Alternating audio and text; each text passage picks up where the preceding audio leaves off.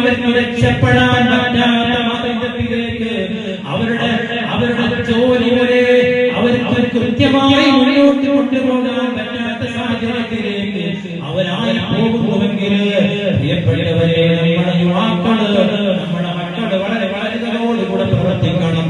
എന്തിനാണ് പറയുന്നത്? പുതിയ കോളേജിലേക്ക് പഠിക്കാൻ പോയ കുട്ടികൾ അവർ കുടുംബ ജീവിതത്തിന് പോലും തയ്യാറാകുന്നില്ല.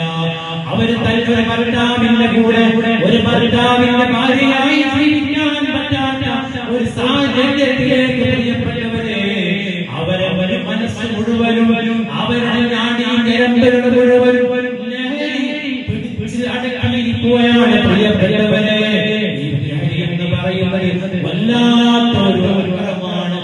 റസൂലുള്ളാഹി പഠിക്കുകയാണ്, ഏതാ മക്കള് മദ്രസയുടെ